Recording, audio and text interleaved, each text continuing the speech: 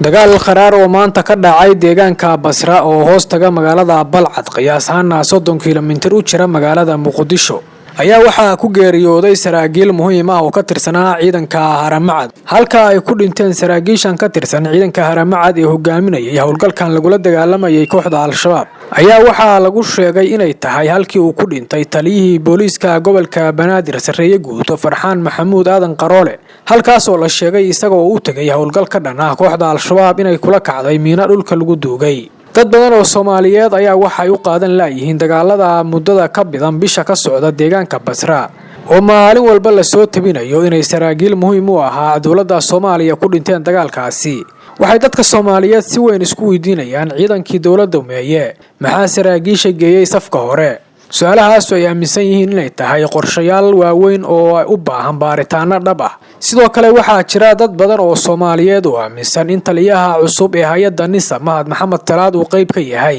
qorshaha lagu leynayo saraakiisha ciidanka Haramcad kuwaasi oo horay ula soo shaqeeyay dawladdii ka horeysay midda Xasan Sheekh Maxamuud ee madaxweyne Maxamed Cabdullaahi Farmaajo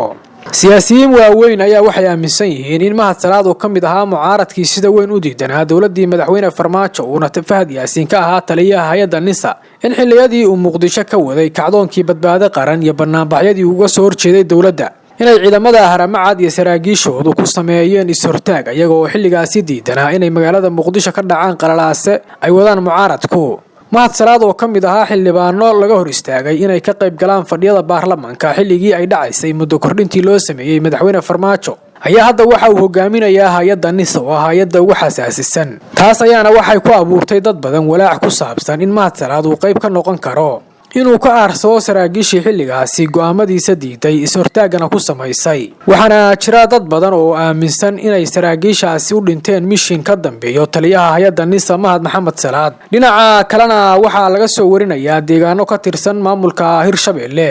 gaar ahaan gobolka Hiiraan inuu xoogaystay dagaalka lagula jiro kooxda Al-Shabaab iyagoo maalmihii u dambeeyay ciidamada dawladda Soomaaliya ay xoojiyeen howlgallada ay ku taageerayaan shacabka is-abaabulay ee deegaanadaasi ka wada kacdoonka ka dhanka ururka Al-Shabaab dhinaca kalena odayaal ay soo wakiisheen ururka Al-Shabaab ayaa waxay hadda doonayaan inay wada hadal iyo qaab beeleed kula hadlaan dadka deegaanka ah ee ka soo horjeeda taasi oo keeni karta in haddii ay u suura gasho inuu joogsado kacdoonka looga soo horjeedo kooxda Al-Shabaab dhinaca kalena dawladda federaalka ee Soomaaliya waxay xoojisay qorshooyinkeeda iyadoo ay magaalada Muqdisho ka socdaan kulamo isdaba joog ah oo looga tashanayo sidii loo xoojin lahaa howlgallada ka dhanka ah kooxda Al-Shabaab dhinaca kalena waxaa jira howlgallo ballaaran oo laga fulinayo magaalada caasimadda ah ee Muqdisho kuwaasi oo si buuxda loogu soo afjarayo shakhsiyaadka canshuurta ka qaada bakaaraha iyo xubnaha u qaabilsan ururka Al-Shabaab inay magaalada Muqdisho uga soo aruuriyaan canshuuraha taasi oo la aaminsan yahay haddii la soo afjaro inay wax badan ka bedeli doonto